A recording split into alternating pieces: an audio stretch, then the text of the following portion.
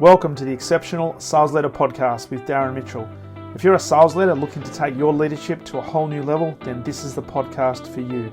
We'll be exploring tips, techniques, and strategies to help you take your leadership to the exceptional level and allow you to enjoy more money, more meaning, and better sales results.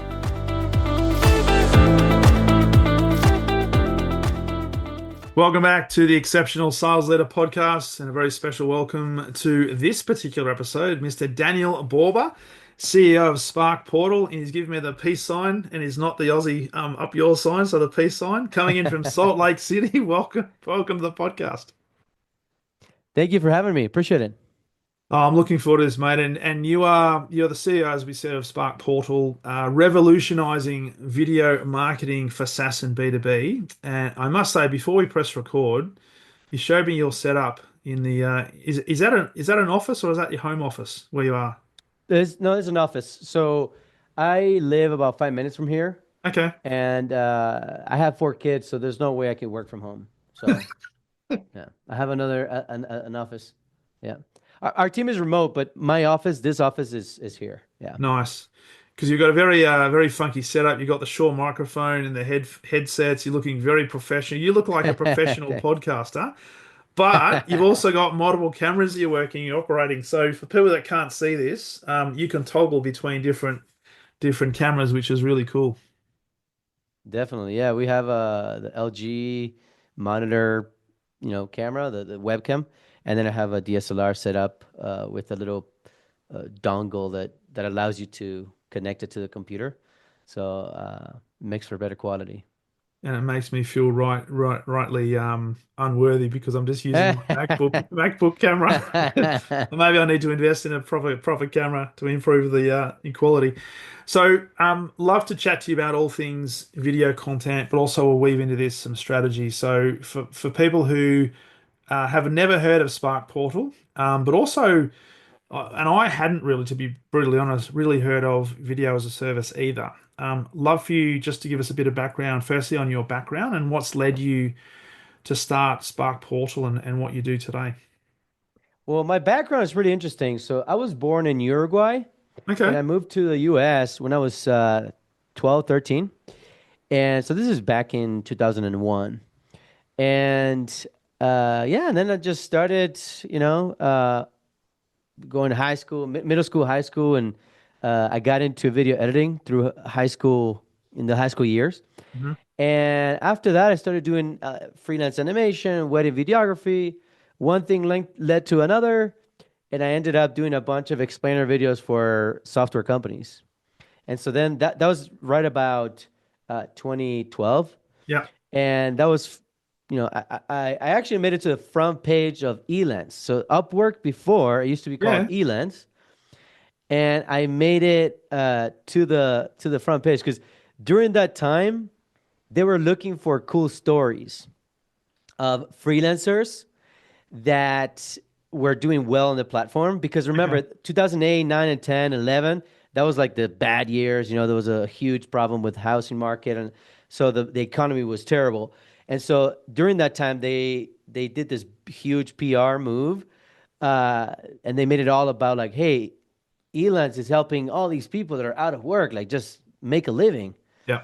And so they liked my story, so they sent a photographer, and so yeah, it was a pretty cool story because it brought a lot of projects and a lot of money. But yeah, then after that, I started to niche down, and I started to do more and more the explainer videos for software companies. And in 2017, 2019, I decided to structure it as something different. And that's when we came up with the idea of video as a service. Back then it was a bigger, more unique thing. Now there's a lot of people that are doing it as well. But you were the like a market leader, first mover. Definitely. But I would say there's a lot of nuances that you have to take into account, right?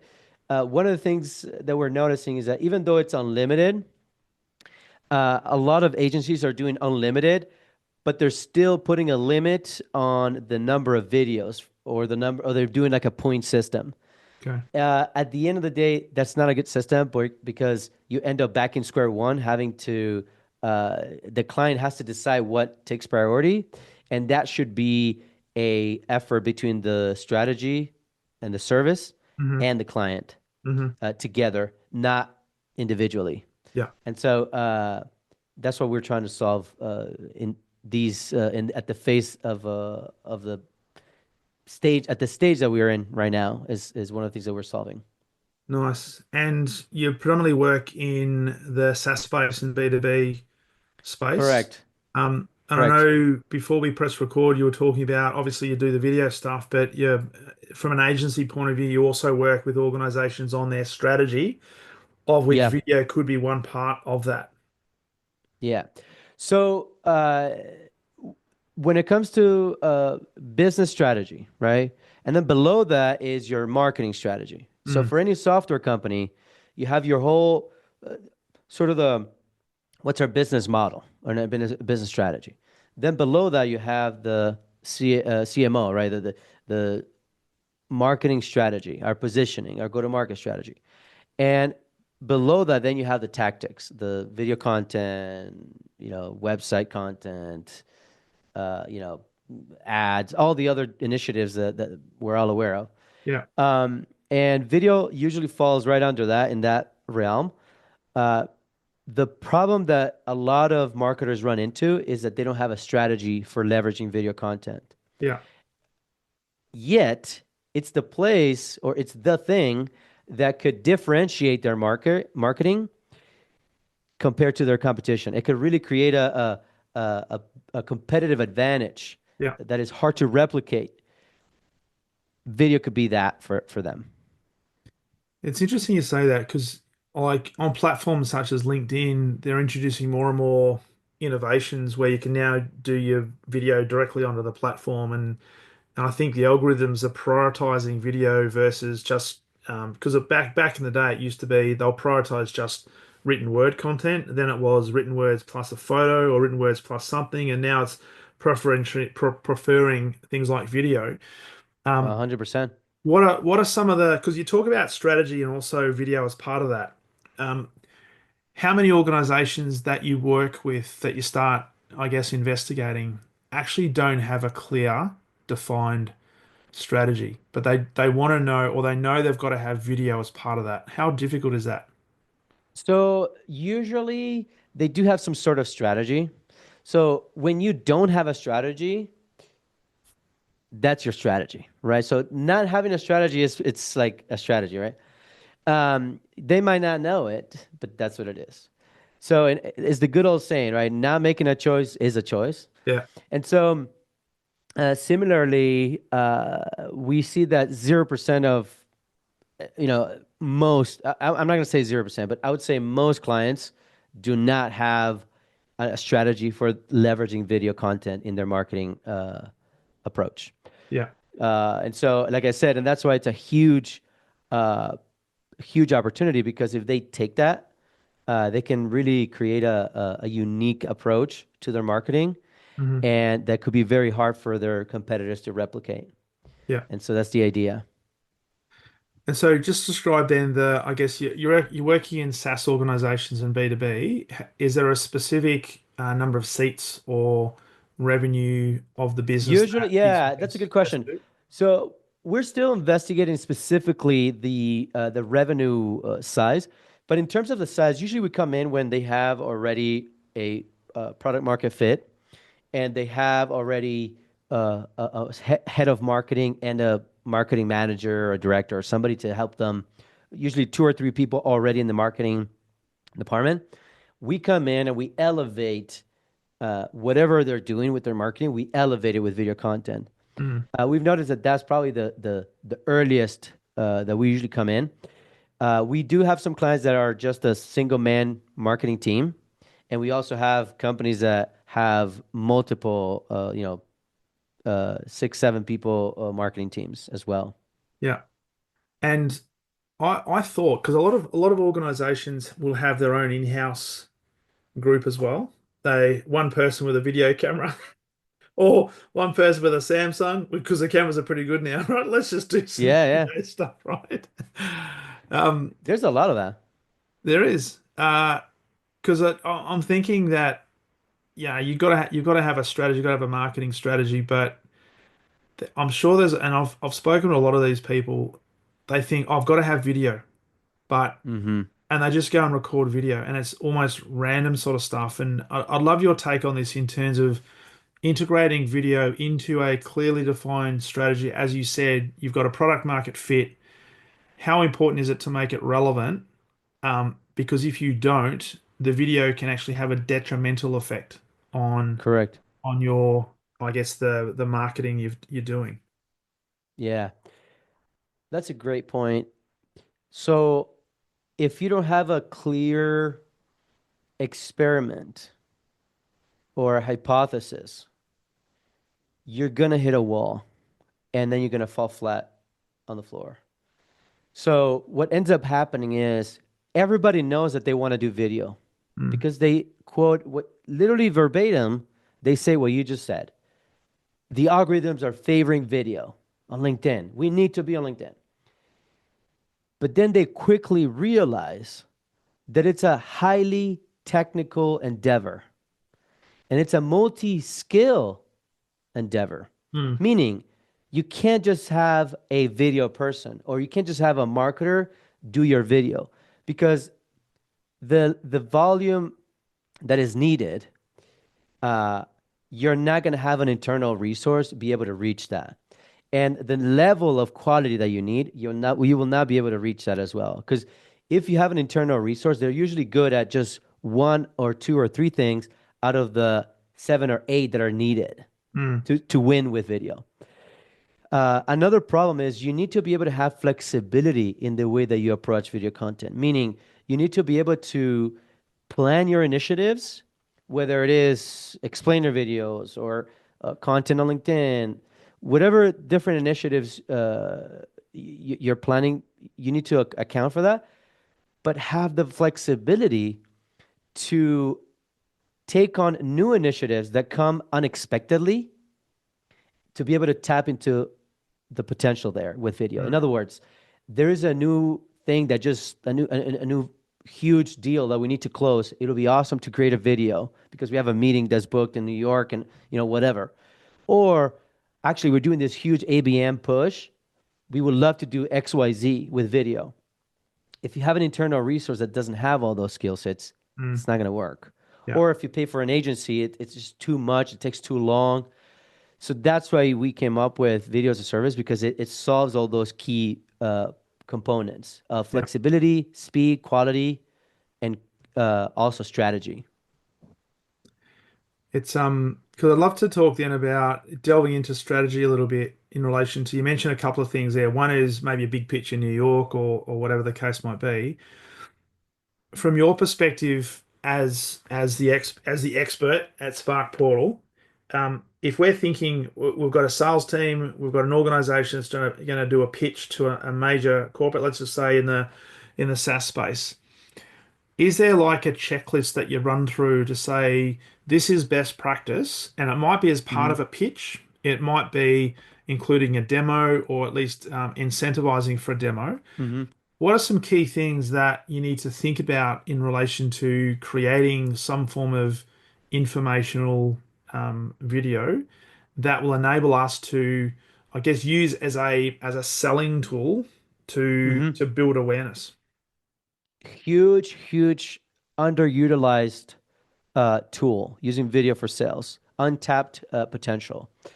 A lot of, if you were to ask if you send a Slack message to every salesperson Yeah. or ask your sales leader, hey, run a little audit on this.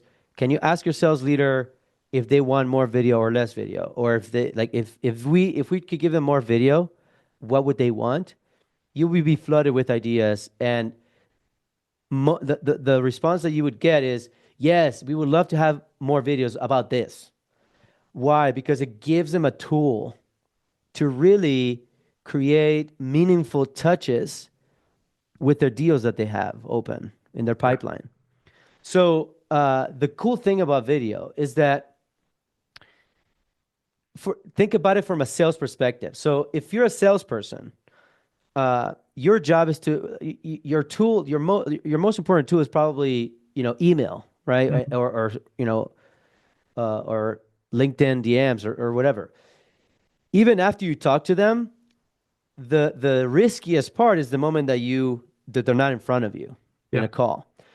And so, what is the best way to engage with them? Well, maybe a video piece that helps them build rapport with you when you're not there. Mm. So the second best option is, obviously, the first option is be on a call with them because you know your product, you know how you want to take them through the journey and to help them see the value in what you're selling. Yeah. That's the first best case scenario. But the second best case scenario, once you're not there, once you hang up, is your only option is email. But Yeah. with video, you can marry those two worlds. And the best thing about video is that they get to, meaning the prospect gets to consume the content, build rapport with you, get to know you, see what you're all about on their timing, but still on your terms as a salesperson Hmm. because you're the one doing the video. Yeah. And so that's a huge, like I said, huge opportunity because if you leverage video properly, there's different video styles that you can kind of try, but just a couple are like you could do explainer videos to like speak to the sort of the core problems that you solve, Yeah. and the solutions. Vertical videos. In addition to that, you can also train your salespeople to create these Loom videos or these like screen walkthroughs so that they can, again, so that the ex salesperson can become sort of the expert for them as well, for the prospects, I mean. So there's a lot of opportunity with salespeople. And so sales enablement is a huge, huge part of how we advise our clients.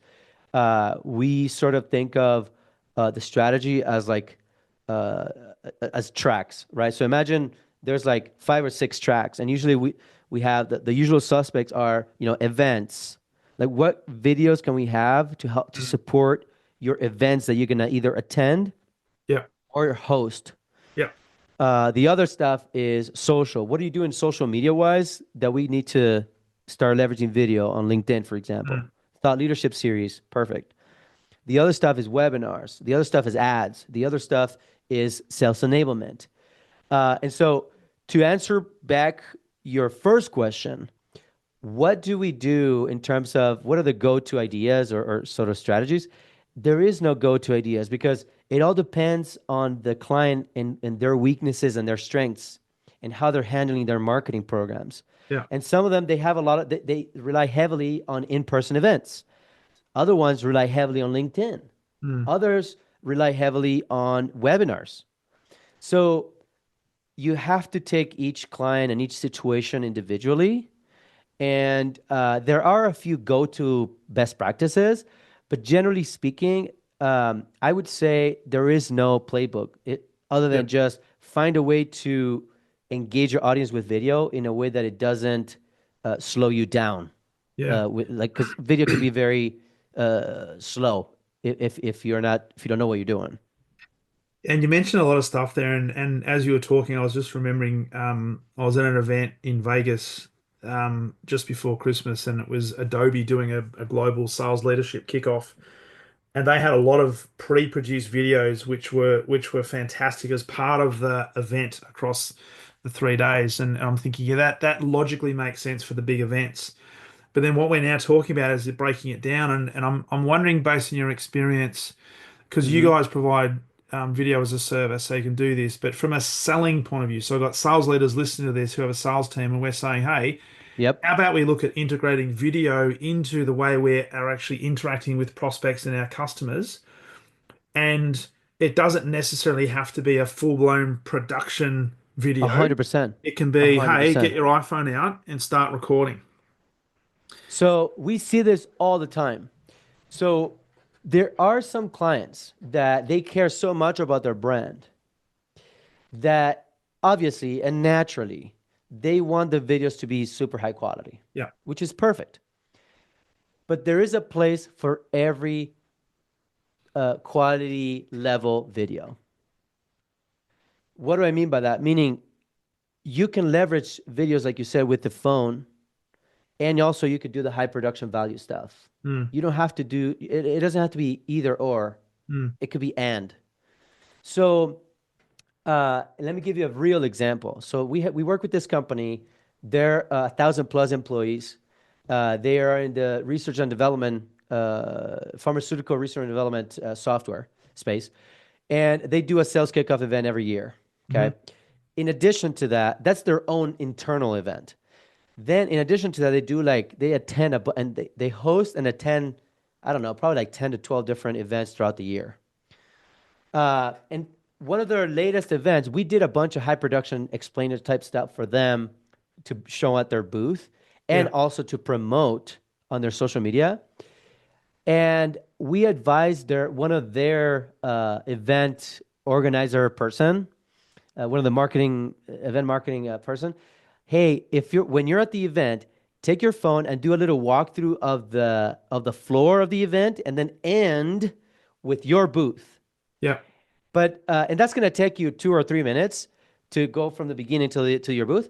But go ahead and just speed it up so that it only lasts like 20 to 30 seconds, Yeah. and put a nice little music track behind it. Yeah. And then at the end, and you can use CapCut or whatever other iPhone, video editing tool you want. And she was all game, and she did it, and it was one of the best performing in terms of views and engagement in the last I don't know, like 2 months. Yeah. Why? And then I said, why is that? It's because it's the way to engage is where people are paying attention to. Mm, And so your salespeople are at the event, but also on LinkedIn, yes. right? Because they're checking out prospects. Yes.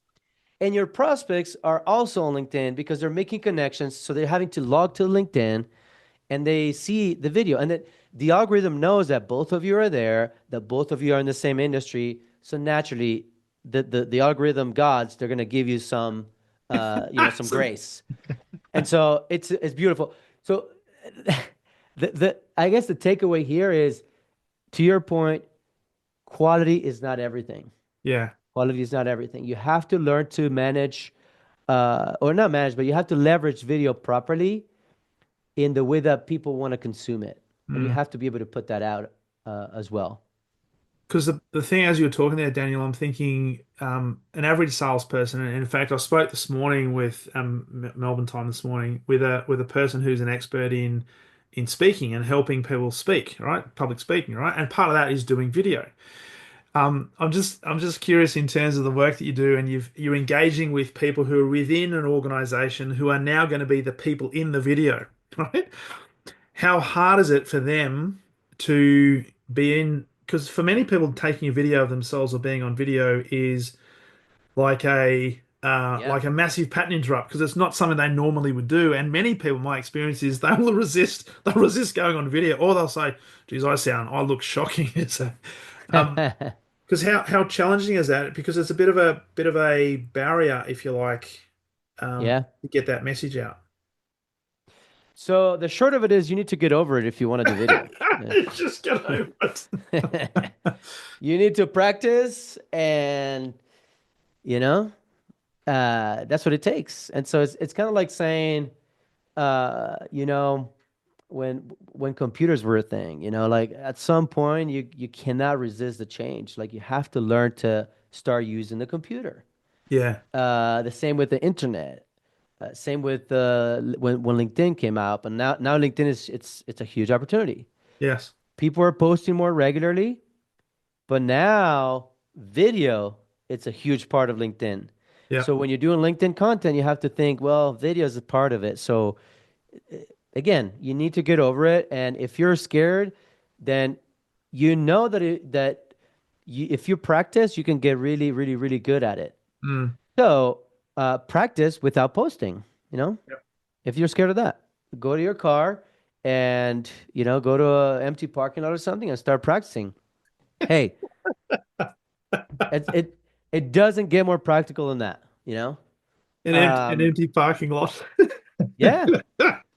Well, I have another one for you. So the other thing you could do is you could start recording your Zoom calls or your, the remote calls that you have with your team, Yeah, and maybe say to the people who work with you, "Hey, I'm trying to do something. Can you ask me a few questions? I'm going to record my answers." yeah, Uh, Maybe that's a good idea. yeah, But at the end of the day, you have to start to getting over that fear if you want your face to be out there. yeah, Um, and so, yeah. The other option is just creating videos with text and music, but yeah. that means you're gonna have to learn to edit video. So Yeah, and there's there's a trade-off probably there. yeah, and there's probably times and places where that might be appropriate. Like Mm-hmm.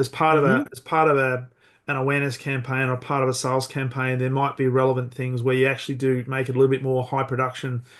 But I'm just thinking that as a salesperson, if we're looking for a clear differentiation against our competition, if we understand that for individuals at least, video is still something that is very new in many cases.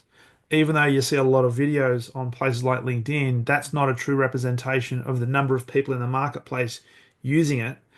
If you're That's looking at right. doing that, just instead of sending a text message back or a message or an email, do a short video that is the response and send that. And it doesn't matter how you look, it's the fact that you're authentic because what you think you look and how you think you sound is probably completely different to how it's interpreted by the person who is looking at it. So as you say, just get over it. Get over it. That's a little direct, but I think I hope people get my point, which is you need to find a way to get some reps in and Yes. practice just practice being in front of the camera.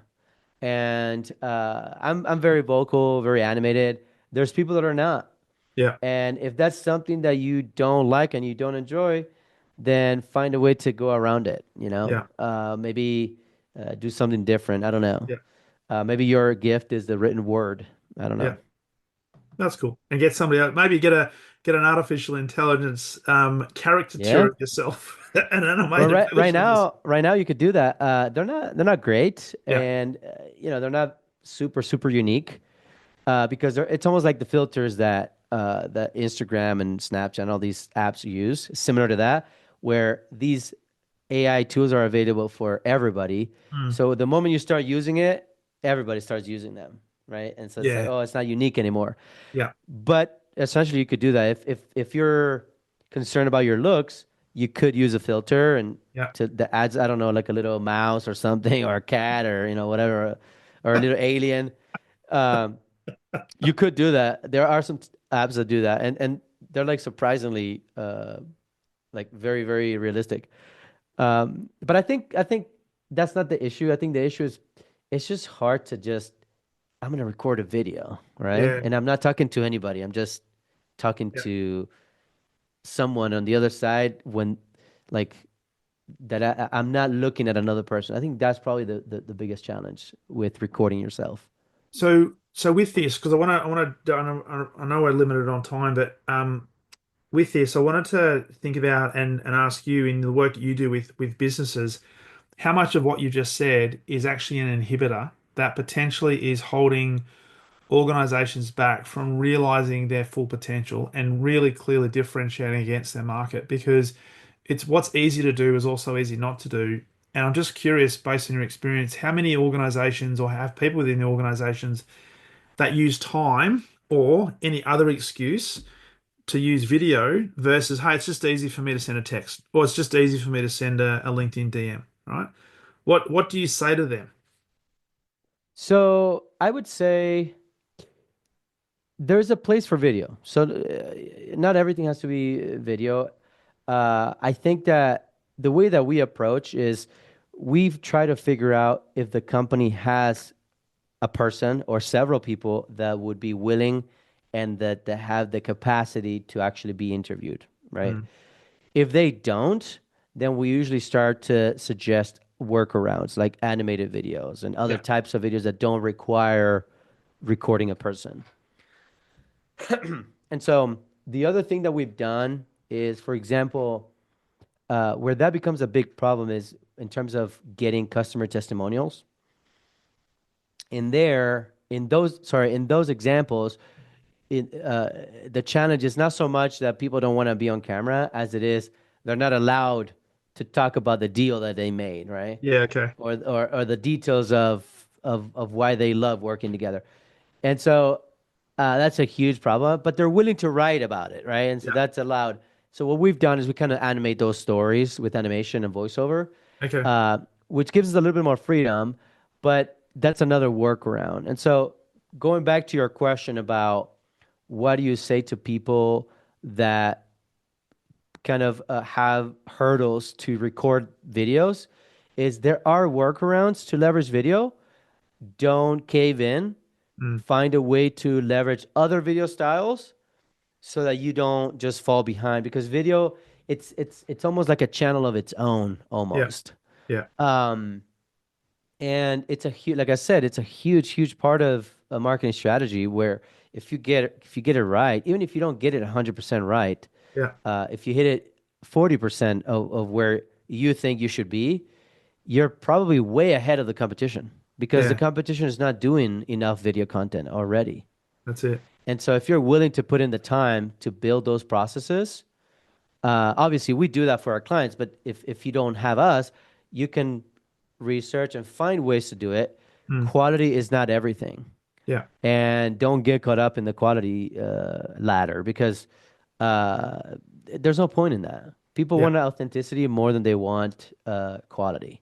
Yeah. And for the most part, if you can, you know, record pretty good video or create something with even with something like Canva, Mm. um, it would be fairly okay.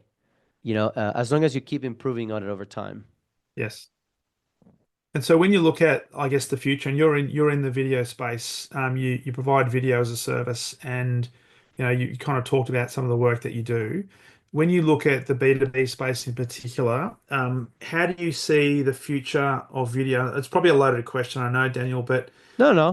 how do you see the future of video playing within the B2B space as a strategic in accelerator or an enabler within businesses, and how can businesses and sales teams take advantage of it more effectively? Yeah. So I want to start with the last question. How can they take it more effectively? How can they take advantage of it? Like we talked about before, uh, I would challenge uh, all the salespeople to build their brand, right? Their brand. Uh, Look at it from the perspective of I'm a salesperson and I sell and I care about closing, but Mm. I also need to worry about putting myself out there without wanting to close Mm. because that does help me. Yes. And every salesperson knows, every salesperson worth their weight, they know that if they post regularly on LinkedIn, that their prospects are going to see it, and maybe not next week, but in 3 months, 6 months, 9 months after posting regularly on LinkedIn, like your prospects are going to come back to you because you showed up for them. You've been showing up for them 2 or 3 times per month for the last 6 months. Yeah. So they already are thinking about coming back to you at some Mm. point. And so, that's kind of like the first answer there is how can you leverage video effectively? Don't worry so much about quality. Post about what you're learning, what you're seeing, the questions you get asked all the time. Just post about that. Mm. And don't worry so much about the metrics as about consistency. Mm. And also if the audience is seeing those videos, that's probably the biggest pointers that you can base your whether you're being successful or not with video when you're starting out. Yeah. And so then one level down, going back to where you talked about what does the future of video look like? Um, AI obviously is it's helping a lot, but I don't see people taking that AI and all of a sudden creating like amazing video. I think I think you're gonna see all of these things happen at the same time. You're gonna see us as agencies, as vendors, give our clients more value faster, Mhm. meaning give them more videos, and also the turnaround time is gonna shrink a little bit. In addition to that, you're going to see people that uh, the bar of entry to creating and leveraging video is going to be lowered because now there are more tools with Yeah. less skills needed to leverage those tools. So definitely you're going to see more salespeople and other types of people just leverage video. But I don't see, on average, you see single digit percentages of, you know, job titles using video content and producing video content, right? So in other words, on LinkedIn, only a certain percentage of those users create content on the platform. Yeah. So the same thing, it's across all industries, I believe. And so I'm sure it varies from industry to industry. Probably marketing, you get more, whatever. Yeah. But at the end of the day, you can count that the vast majority of your competition is not doing video Yeah. content as Yeah. much as they should. Yeah. So that's your opportunity. But again, the cost of entry is pretty high in terms of what is requested because it's you can't just post a few times. You have to post regularly. That's it. So what I see in the future is more people leveraging video, more variety of different videos. Obviously, the people that have more creativity, more of a creative brain, they're gonna obviously do more with it. The Mm. people that are not so creative but are more consistent, they're probably gonna not create amazing videos, but they're gonna be more consistent videos. Yeah. And in terms of generally in the industry, I do see more variety of videos. I do see more companies being able to now all of a sudden create more videos as well, like variety of styles. Mm. Um, and that's it. But I also see a lot of the same happening, basically. A lot of like, wow, like that video is really boring, right? Because again, the bar has been lowered. So you're gonna get a lot of, oh, that's boring. But it's a low, well, as long as you're talking to your proper customer and the one, and hopefully the proper customer doesn't say that it's boring. But if anybody else says it's boring, well, actually, that's okay because you ain't my Yeah, customer. it's true. What I mean by that, though, is uh, even to your own audience, you have a responsibility for your video to be relevant. Yes. So that's why I said you and I were talking about this. That's why when you, like you said, I mean, you hit it in the nail. You don't care about the numbers in the beginning because you, like, let's say if you're a salesperson and you're just starting out, you've been in the job for 6 months or whatever, you're gonna start posting regularly on LinkedIn. You don't want to get thousands of views. You want to get the 15, 20, 100 views Yeah. that are gonna go directly to the people that you want them to see. Yeah. And so what you need to do is then go to LinkedIn and see, okay, who the job titles and the locations for the people that are actually watching it. Yeah. So if as a sales job as a salesperson, I care about I'm a regional area, then I need to Mm. make sure that my videos are being relevant to the That people in that area. area. If I care Yeah. about job titles, then I need to make sure that whatever I'm talking about, it's relevant to them. And relevancy, the way that I look at it uh, is this is this valuable to me because it's entertaining or is Mm. because it's informative? Yeah. And those are the two sort of categories of, or those are the two factors to determine whether something is relevant to me or not. Yeah. Is this entertaining or is more educational? Yes. Or is this more educational or entertaining? Yeah. Within obviously the area of topics that I like. Yeah. So if I'm on LinkedIn, then obviously I care about career advancement and about like what can I learn that other people are doing that I should probably keep an eye on. Yeah. And so content of things like, hey, here's the two things that are happening in this quarter or around this time that you should kind of keep an eye on.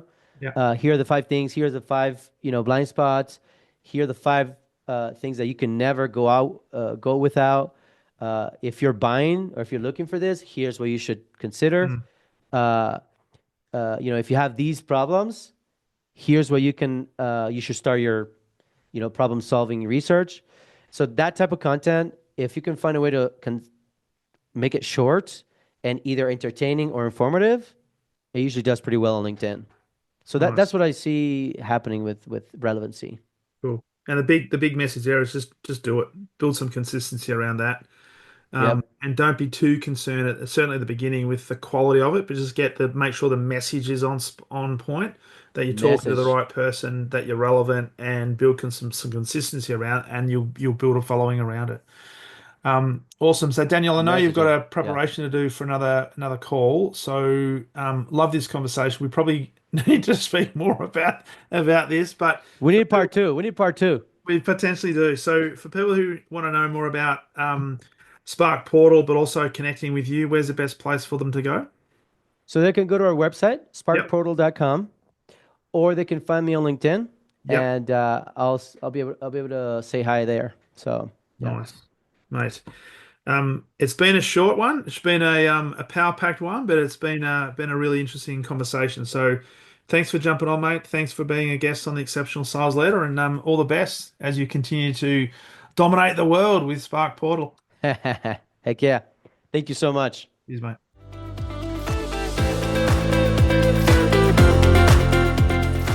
Thank you for listening to the Exceptional Sales Leader podcast. I trust the information in this episode has been helpful in your journey towards becoming exceptional.